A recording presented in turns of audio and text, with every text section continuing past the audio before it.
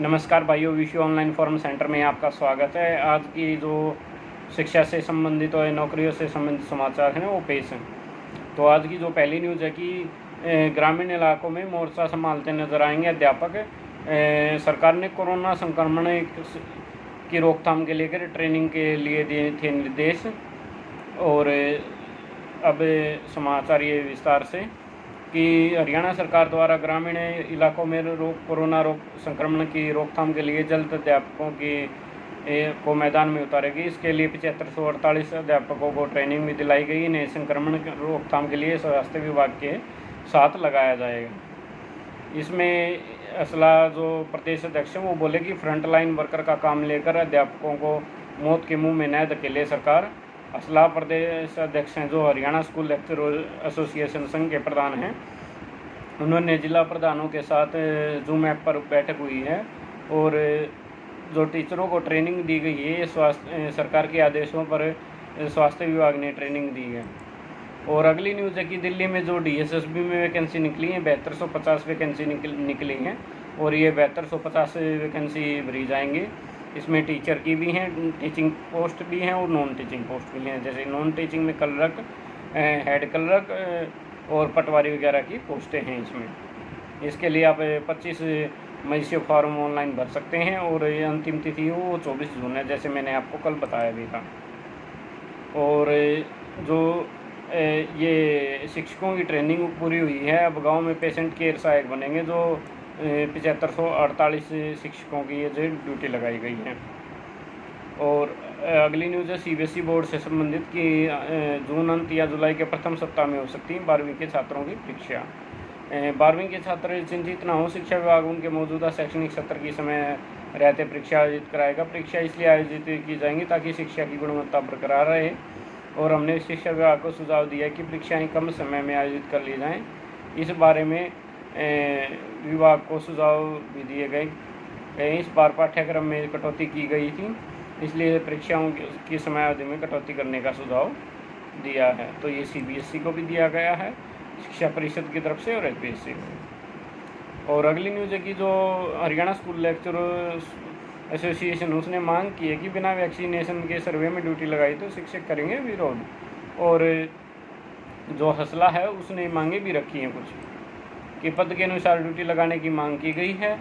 और साथ ही अध्यापकों को फ्रंट लाइन वर्कर का दर्जा देते महामारी की चपेट में आने पर इलाज का खर्च सरकार द्वारा वहन करने। कोरोना संक्रमण के चलते अध्यापक की मृत्यु हो जाने पर 1 करोड़ रुपये सरकार से देने की मांग रखी गई है। और अगली जो न्यूज़ है ये मिड डे मील से रिलेटेड है कि कोरोना की तीसरी लहर का भय स्कूली बच्चों को लेकर स्वास्थ्य विभाग के निदेशक मौलिक निदेशालय गंभीर हो गया। परोसने से पहले स्कूल मुखिया और इंचार्ज को चखना होगा भोजन। और स्कूलों में आपातकालीन फ़ोन नंबर लिखना भी अनिवार्य होगा। कोरोना की तीसरी लहर को लेकर शिक्षा निदेशालय सतर्क हो गया है। बच्चों को दिए जाने वाले मिड डे मील के उठान, स्वच्छता खिलाने नियमों सहित अन्य जिला नियमों मौलिक शिक्षा अधिकारियों को जारी कर दिए गए हैं। इसके तहत सबसे महत्वपूर्ण यह है कि बच्चों को परोसने से पहले स्कूल में बनाया गया भोजन है स्कूल मुखिया या MDM इंचार्ज को चखना, मिड डे मील इंचार्ज को चखना होगा। इसी प्रकार से खाद्यान्न उठाने के समय अधिकारी का पास होना जरूरी है। खाद्यान्न स्कूल में उतरवाते समय स्वयं सहायता समूह का कोई सदस्य मौके पर होना अनिवार्य किया गया है। राशन की जांच के साथ साथ कांटे की भी जांच करना जरूरी किया गया है। मौलिक शिक्षा निदेशालय द्वारा MDM को लेकर मिड डे मील को लेकर दिए गए निर्देशों के अनुसार भारतीय खाद्य निगम के पास से राशन का उठान करते समय DO, डिप्टी DO का सुनिश्चित भी किया गया है। और इस मामले में जो DO का बयान है ये हिसार से न्यूज़ है कि MDS से संबंधित बनाए गए नियमों की हर हाल में पालना सुनिश्चित की जाएगी। बच्चों के स्वास्थ्य से खिलवाड़ सहन नहीं किया जाएगा। MDM को लेकर विभाग द्वारा निर्धारित किए गए नियमों के बारे में सभी खंड शिक्षा अधिकारियों BO को सूचित कर दिया, कोताही बर्दाश्त नहीं की जाएगी। और अगली न्यूज़ है कि ये CBSE से रिलेटेड है। दिल्ली से ऑनलाइन लर्निंग जारी रहेगी। स्कूलों से जानकारी मांगी गई है कि दिल्ली सरकार गर्मियों की छुट्टियों के बाद ऑनलाइन पढ़ाई के लिए तैयार कर रहा है। शिक्षा निदेशालय ने सभी स्कूलों को के हेड से सभी टीचर्स से जानकारी मांगी गई। शिक्षा निदेशालय का कहना है कि कोविड की दूसरी लहर की वजह से स्कूल खुलने में और वक्त लगेगा, इसलिए ऑनलाइन लर्निंग जारी रहेगी।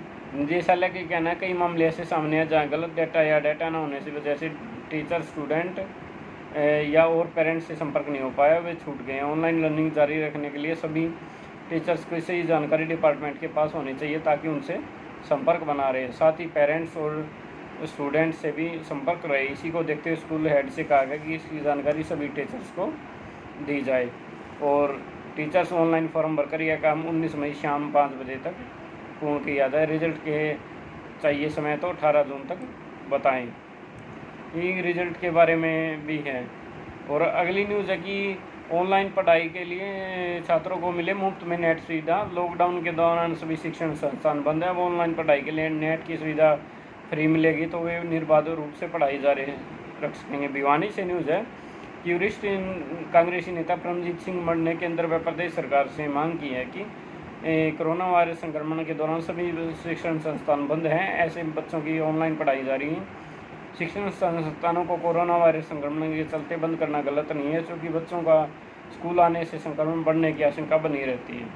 ऐसे में उनकी ऑनलाइन पढ़ाई के लिए नेट पर भारी भरकम राशि खर्चनी पड़ रही है। ऐसे में सरकार ऑनलाइन पढ़ाई की सुविधा दे रही तो बच्चों को नेट की सुविधा भी फ्री में दे। ये सुविधा केवल उन्हीं बच्चों को दी जाए जो किसी सरकारी या गैर सरकारी शिक्षण संस्थान में फिलहाल पढ़ रहे हैं। अगर ऑनलाइन पढ़ाई के लिए नेट की सुविधा फ्री मिलेगी तो वो निर्बाध रूप से ऑनलाइन पढ़ाई जारी रख सकेंगे और उनकी पढ़ाई भी बाधित नहीं होगी। वह पूरे देश व प्रदेश के बच्चों को फ़ायदा मिलेगा। उन्होंने कहा कि देश नहीं पूरा विश्व महामारी के दौर से गुजर रहा है।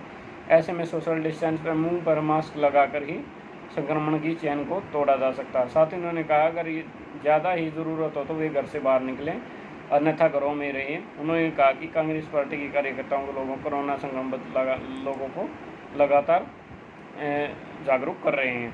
और अगली न्यूज़ है दिल्ली से रिलेटेड है कि स्कूलों का नियमित संचालन नहीं है और जो फीस है वो जो की तो है कि हर साल पब्लिशर बदल जाने, किताब खरीदने पर अभिभावकों को भी अतिरिक्त बोझ पड़ रहा है और ज़्यादातर स्कूलों के फीस में कोई कटौती नहीं है। पिछले शैक्षणिक सत्र में स्कूल का नियमित संचालन नहीं हो रहा है। बच्चे घर बैठे ऑनलाइन पढ़ाई में ही व्यस्त हैं।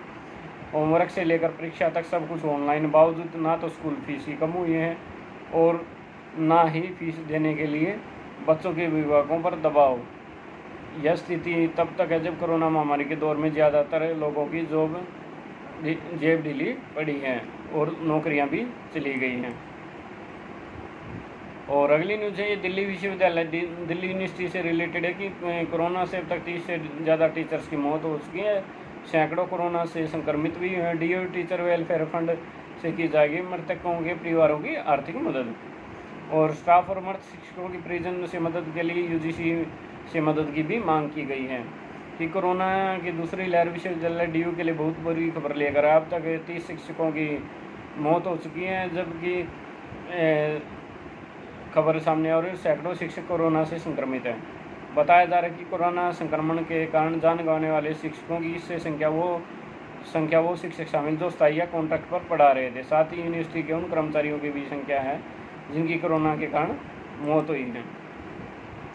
और अगली न्यूज़ है कि फ्रंटलाइन वर्कर के साथ ही आवश्यक सेवाओं में लगे कर्मचारी भी कोरोना योद्धा लांबा। जो सर्व कर्मचारी संघ ने की आवश्यक सेवाओं कर्मचारियों के लगे वैक्सीन लगवाने की मांग की।